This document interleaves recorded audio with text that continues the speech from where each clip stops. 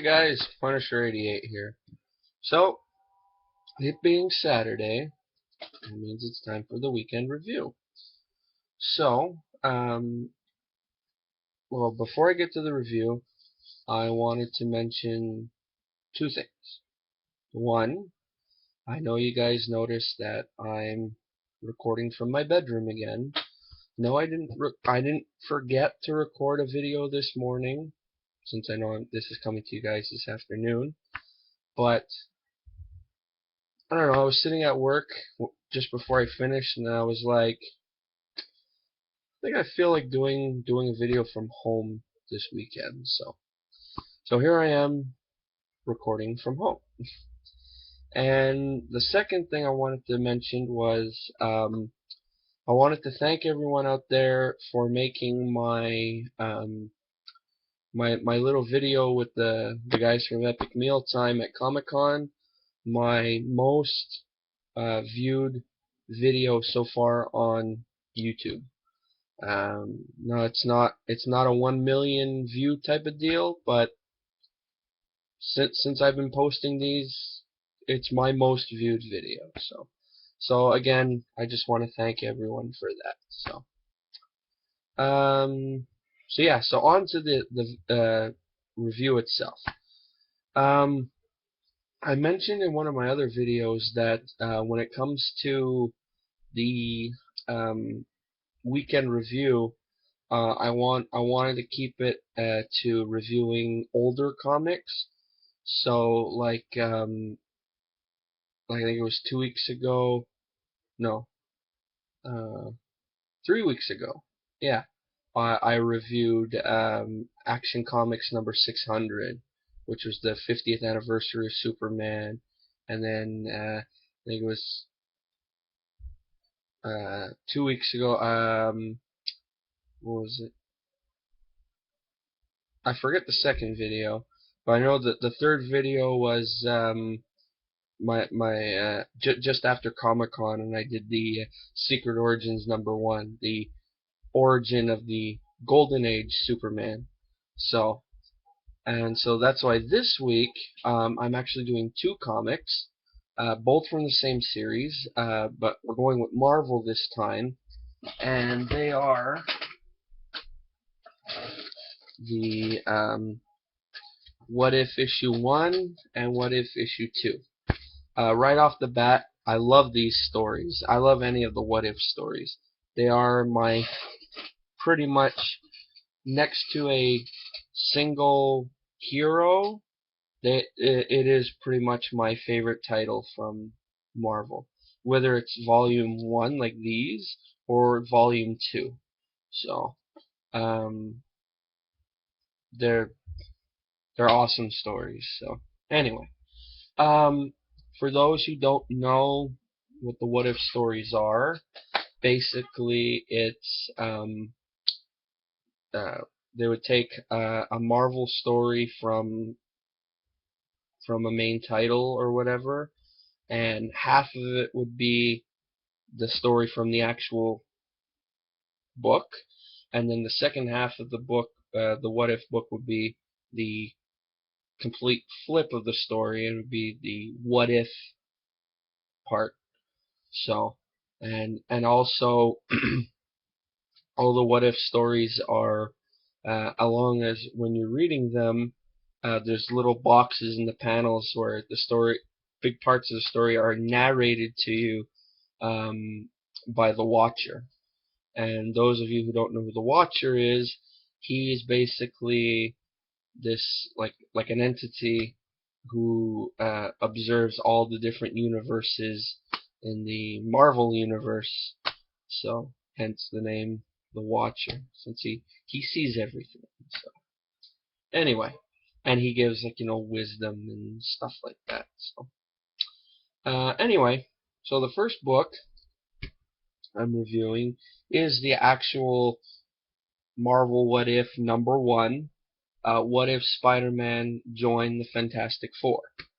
So basically, the first part of this story is actually from the Amazing Spider-Man number one comic, which I would love to own one day, but that's a whole other story. I could go into a whole big thing of comics I would love to own, and trust me, there's some pretty pricey ones on there. But anyway, so yeah, so the first half of this book is the Amazing Spider-Man #1 story, and to those of you out there who have actually read Amazing Spider-Man, which I have it. I've read it online, and I also have it in a trade from Marvel Comics called I believe uh, the very best. What is it? Oh, Marvel First of the 1960s. And anyway, Amazing Spider-Man #1 is in there. And so after Peter gets his powers and becomes Spider-Man, um, he wants to find a way to make some money while using the powers. I know that sounds like the beginnings of a supervillain. I got these powers, and I want to make money with them. But no, he wanted to make some money with these new powers he got. But what he did was basically he broke into the Baxter Building and went to see the Fantastic Four, basically telling them, "Hi, I have superpowers. I want to join your group." And the Fantastic Four basically look at him, and Reed Richards goes, "No," um, and then they kick him out. All that is true to Spider-Man #1, but just before where they would kick him out, that's where the what if part kicks in this book. And Reed Richards all of a sudden goes, "Well, let's hear Spider-Man out. Let's hear what he has to say." So Spider-Man gives his speech to them about why he wants to join, and basically the other members of the Fantastic Four go, "Okay, fine, we'll let him join. Maybe it'll be some help if we have an extra member while we're, facing whatever. So so they do a huge televised press thing to introduce the newest member of the now named Fantastic Five, and everyone finds out it's Spider-Man. And then now we're at that point, we're then introduced to the villains of the story. So, like in Amazing Spider-Man #1, the Chameleon is in this story, but for like one shot, one panel. Because in the original comic, he's one of the main villains. It's actually him and Raven, but Raven's not in this book. And the Chameleon goes and makes all kinds of weird stuff for Spider-Man. But in here, after seeing on TV that Spider-Man has joined the Fantastic Four, he basically decides not to go out with his plan, and he just disappears. But instead, the Vulture comes along, and he fights it out a bit with the Fantastic Five, and then from that it leads into the meeting of our third villain, who is the Puppet Master. And I don't know if he was a one-time villain or if he's actually still in the current comics. I really don't know, but anyone out there who does know, let me know. Comment or something, or whichever. So, um, and then once we meet the Puppet Master, we start learning about what his plan is, and it involves the Submariner. And I myself have never really read a lot of the original Fantastic Four comics, but I do believe I think Submariner and Sue Storm, or the Invisible Girl, they have like a thing for each other or something. I really don't know, but anyway, the Puppet Master decides to use that as part of his plan. He he starts controlling the Submariner, who lures Invisible Woman to Atlantis, and then it's to start a big fight between the Fantastic Five and Submariner. Anyway, and then what? So they do go to try and get her back. There's the big fight, and then the very end of the story is kind of like a soap opera, lovey-dovey type of thing. Basically, it's Submariner, Sue Storm, and Reed Richards, and Sue Storm reveals that apparently she has feelings for the Submariner, and in the original comic, the original Fantastic Four comic, at that scene, Reed Richards asks Sue to choose who she wants to stay with, and Sue goes with Reed. But in here, since it's the reverse of the story, she goes with the Submariner, and then he goes off about how he wants to make her his queen and everything. So, yeah. So the ending was a little for me, because I like full on action stuff. But all in all, do I recommend it? Yeah, I do. Uh, the tough thing about this book is if you can find it. Now I don't know how hard it is to find this book, but um, I know since it is an actual, you know, an issue 1 and has Spider-Man, it might be a little pricey if any of your local shops sell the back issue stuff. But myself, I was lucky. I got this at a flea market, and I got it for $1. Yeah. When I saw this in a dollar bin, a dollar long box at a flea market, I like jumped on this thing right away, because for a long time I was looking for issue 1 and I couldn't find it anywhere. And when I finally did, I was just like, oh, that's coming home. So, and also I saw this at Comic-Con this year from a couple vendors, and they were selling it for like $40. So again, I don't know how rare it is, or if it's like a key.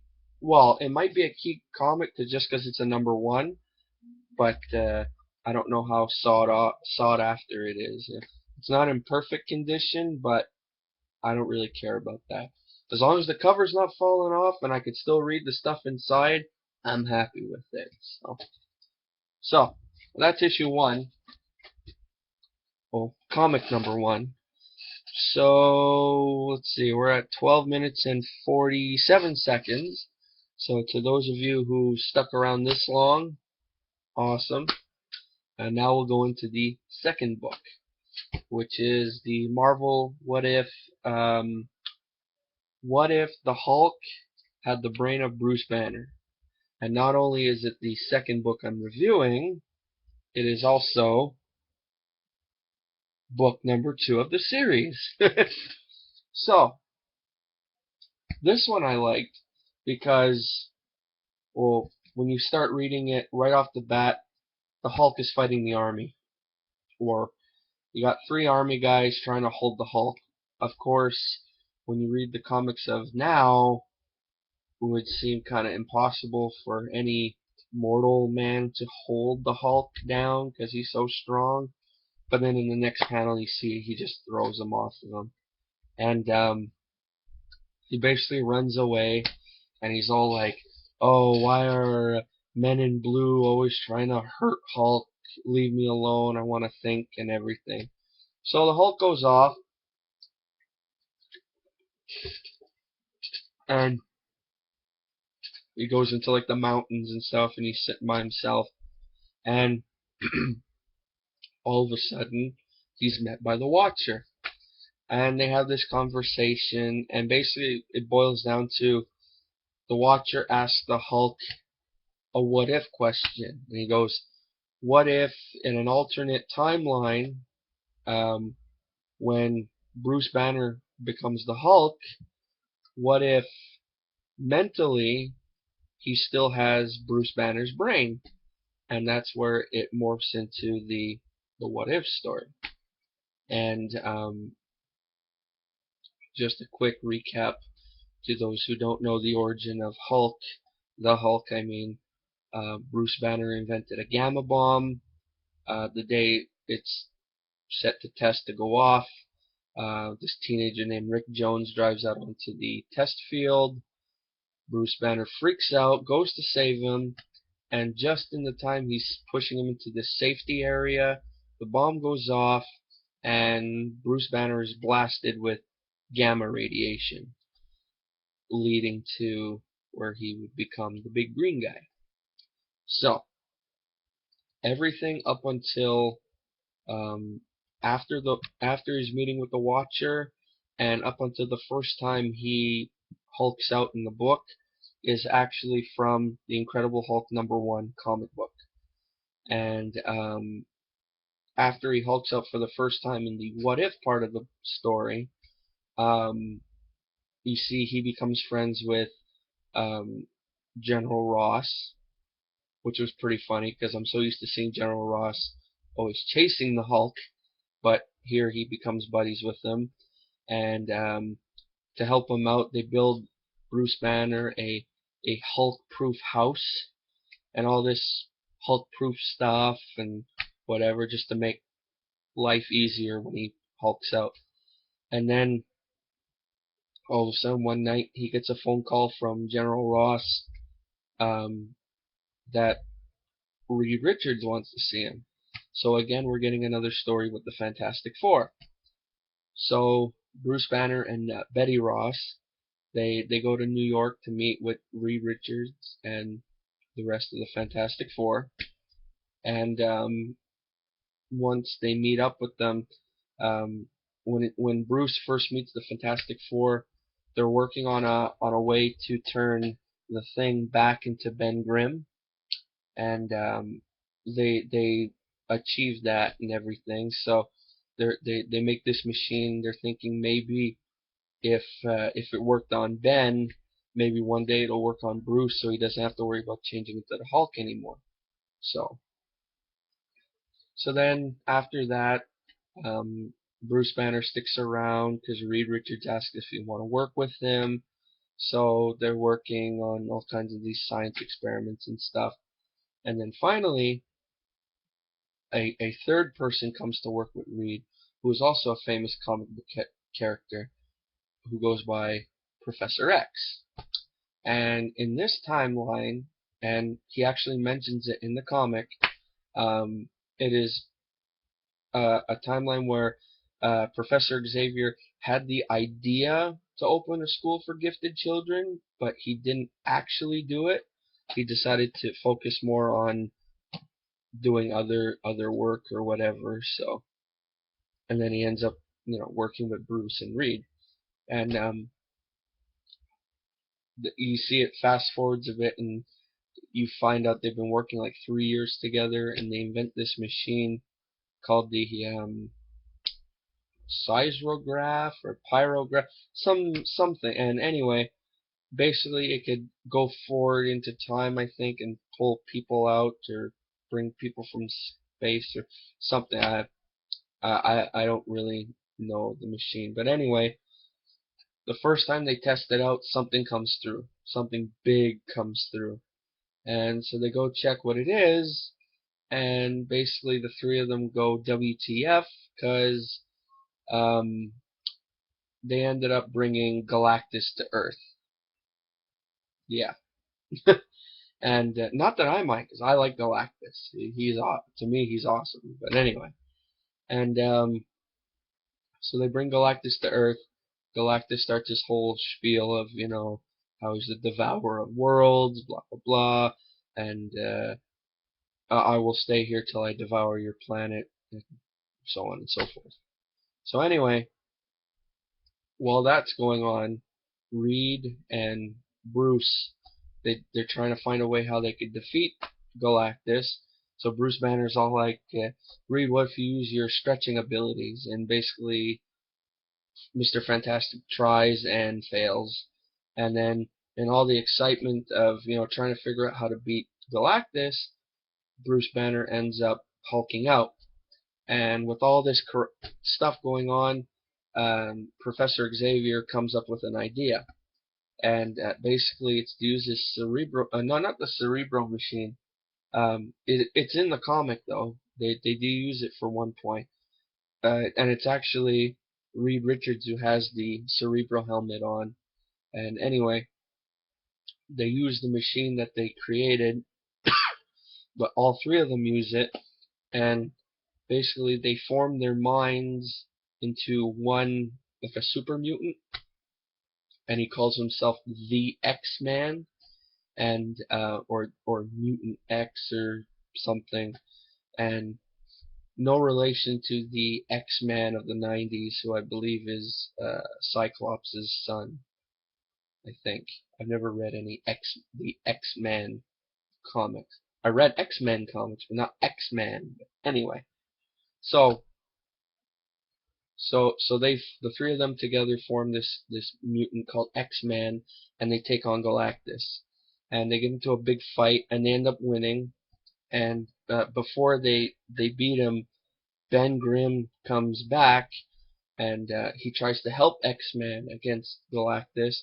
But as the three of them are the super mutant, oh excuse me, they take on this persona, kind of like, um, well, he's kind of a jerk, because when Ben Grimm goes to help him, X-Men's all like, he swats him away. He's all like, "We don't need, I don't need help from you, puny humans," and all this stuff. So, and then finally, after beating Galactus, the three of them separate back into their individual selves, and when they go to check on Ben, from his contact with X-Man, the whole mutant transformations reverse, so Ben Grimm turns back into the Thing.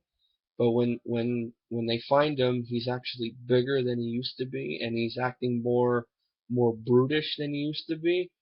And basically, to make it really simple, the very ending of this book, um, the Thing kind of becomes the Hulk. Like, the military is always chasing the Thing now instead of Bruce Banner. So, um, like the first one, do I recommend this book? If you guys out there can find it for a cheap price, I say go for it. Go pick it up, check it out. For the Hulk fans out there, it's cool to have this. And yeah, so that brings us to the end of another weekend review. The fourth weekend review so far. I've been counting. And so that's that.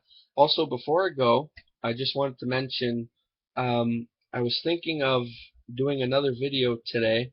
Um, if anyone's curious about some of the other stuff I collect, or just stuff I have in general, um, I'm gonna be making a not movie, a video later. So I'll probably post it later, or I'll post it tomorrow, and just giving a little insight of some of the stuff I collect. Maybe I'll pull out a couple key issues, comics I own or something. So in case any of you guys out there, guys and gals, are interested. So, who knows? Just something to show off. Not a show off. I mean, to show off to you guys. So anyway, so before I go, the usual: like, subscribe, comment, all that jazz. So, alright, that's it for now. So I'll see you guys later today or tomorrow, and then of course I'll see you guys on Thursday. Alright, have a good one.